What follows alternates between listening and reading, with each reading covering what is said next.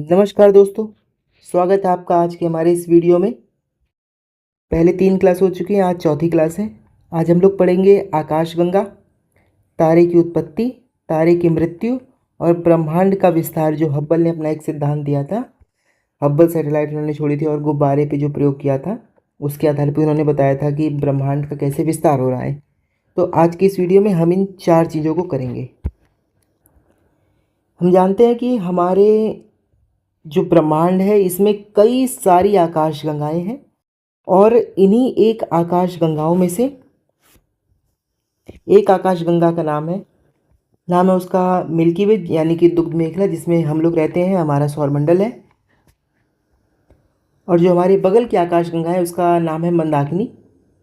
तो ऐसे ही ब्रह्मांड में बहुत सारी आकाशगंगाएं हैं। कहा जाता है कि एक आकाशगंगा में 100 अरब तारे हैं, सूर्य से बड़े बड़े। और लगभग हमारे ब्रह्मांड में 100 अरब से ज़्यादा आकाशगंगाएं ऐसी एक कल्पना की जाती है, जबकि उससे भी ज़्यादा है, इसका कोई अंत नहीं है। तो आज हम इसी को देखेंगे कि आकाशगंगा कैसे बनती है और इससे क्या क्या चीज़ें हमारे पेपर में पूछी जाती है, हमारे एग्ज़ाम में जो जो चीज़ें आ सकती हैं उसको हम लोग इसमें देखेंगे।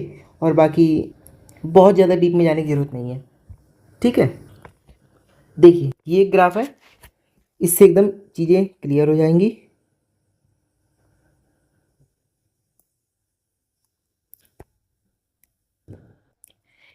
ये हमारा शुरू शुरू में क्या था, निहारिका थी, धूल और गैस का बादल था।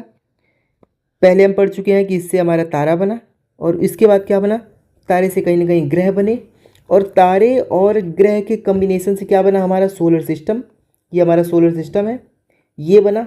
और ये और बहुत सारे तारों के समूह से क्या बना, आकाशगंगा बनी।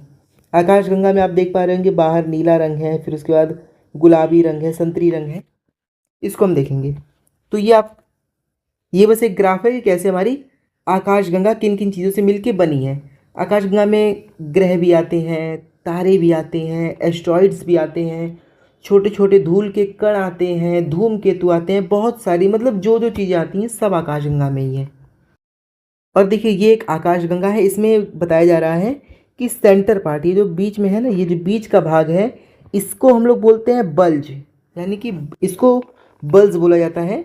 यहाँ पे ब्लैक होल पाए जाते हैं और जब किसी तारे का अंत होता है तो वो लास्ट में केंद्र में चले जाता है। और जब कोई तारा बनता है तो वो यहाँ किनारे शुरू होगा और ऐसे बनते बनते बनते घूमते घूमते घूमते घूमते लास्ट में सेंटर में जाके ब्लैक होल बन जाएगा या फिर ब्लैक ड्वार्फ बन जाएगा। या फिर हम कह सकते हैं कि जो इसकी बाहरी भुजा रहती है, यहाँ पे तारों की संख्या कम रहती है, उसके अंदर जाते जाते तारों की संख्या बढ़ती जाती है और बीच में तो ब्लैक होल पाए जाते हैं। ये इसकी घूर्णनशील भुजाएं हैं आकाशगंगा की।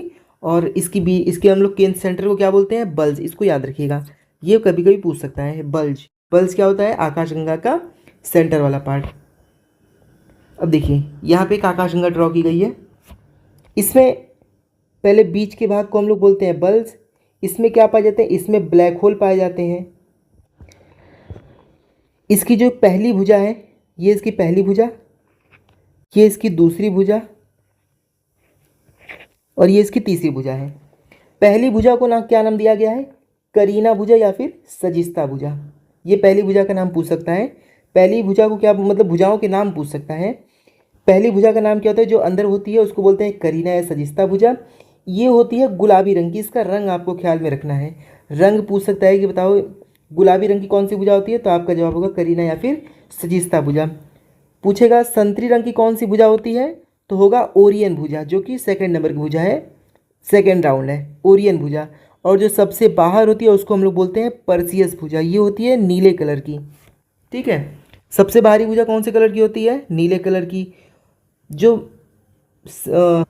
भुजा मध्य में होती है वो कौन से कलर की होती है, संतरी कलर की। और जो भुजा बीच में जो सबसे लास्ट में होती है, या फिर कह सकते हैं कि जो बल्ज की जो सबसे पास वाली भुजा होती है वो कैसी होती है, तो वो होती है गुलाबी कलर की। पहली भुजा को क्या बोलेंगे, करीना भुजा। दूसरी भुजा को बोलेंगे हम लोग ओरियन भुजा और तीसरी भुजा को बोलेंगे परसियस भुजा। ये है आकाशगंगा का रंग। मैं एक इमेज दिखाता हूँ, देखिए इसमें जो आपको रंग बिरंगी आकाशगंगा दिखाई दे रही है ना, बाहर इसके नीला है, उसके बाद संतरी है, उसके बाद अंदर गुलाबी है। तो ये आकाशगंगा इसी प्रकार का इसमें रंग होता है। पहली भुजा करीना या फिर सजिस्ता भुजा, दूसरी भुजा ओरियन भुजा और तीसरी भुजा पर्सियस भुजा। करीना भुजा कैसी होती है या फिर सजिस्ता भुजा, ये होती है गुलाबी रंग की, ओरियन भुजा संतरी रंग की और पर्सियस भुजा नीले रंग की। ठीक है। अब देखिए, जैसे कि मैंने बताया कि बाहर में तारों की सघनता बहुत कम होती है, मतलब तारे यहाँ पे बहुत दूर दूर पाए जाते हैं, जबकि अंदर में तारे बहुत पास पास पाए जाते हैं, आपस में लड़ते हैं, भिड़ते हैं, ख़त्म हो जाते हैं। निर्माण, ये जो बाहरी भुजा होती है यहाँ पे तारों का निर्माण होता है। ठीक है, यहाँ पे तारों का निर्माण होगा, और जो अंदर रहेगा यहाँ पे तारों का विनाश होगा, मतलब तारे अपनी लास्ट अवस्था में यहाँ पे पहुँच जाएंगे, बीच में बल्ज में पहुँच जाएंगे, और यहाँ पे पाए जाते हैं ब्लैक होल। ब्लैक होल, यहाँ पे धूल और गैस के बादल रहते हैं, फिर उनका संगठन होते जाता है, फिर अंदर तारे बनते हैं, ग्रह बनते हैं, फिर आगे घूमते घूमते उनके अंदर का ईंधन खत्म हो जाता है, ख़त्म होते होते फिर वो सेंटर में पहुँच जाते हैं। फिर एक वैज्ञानिक है नासा के हबल, इन्होंने अंतरिक्ष में अपनी टेलीस्कोप भेजी और इन्होंने गुब्बारे के ऊपर कुछ छोटे छोटे बिंदु एक बनाए और फिर इसमें हवा भर दी, जिससे जिससे इनका उद्देश्य यही था कि जिस प्रकार तारे पहले पास पास थे, लेकिन वर्तमान में इनके बीच में दूरियां बढ़ती जा रही हैं, अर्थात ब्रह्मांड का विस्तार लगातार चल रहा है। इनका प्रयोग क्या था? इन्होंने एक गुब्बारा लिया, उस पर इन्होंने छोटे छोटे बिंदु बना दिए, उसके बाद इन्होंने उसमें हवा भरना शुरू किया। जब ये इन्होंने हवा भरना शुरू किया तो गुब्बारा फूला, और फूलने के पश्चात जो इस पे जो पास पास बिंदु थे वो अब दूर दूर चले गए। इन्होंने और हवा भरी और दूरी बढ़ी, और हवा भरी इन्होंने तो दूरी और बढ़ गई। फिर उन्होंने बताया कि जिस प्रकार इस गुब्बारे में हवा भरने से इन बिंदुओं की दूरी बढ़ रही है, उसी प्रकार ब्रह्मांड में भी वर्तमान में एक तारे से दूसरे तारे के बीच की जो दूरियां हैं वो लगातार बढ़ती जा रही हैं।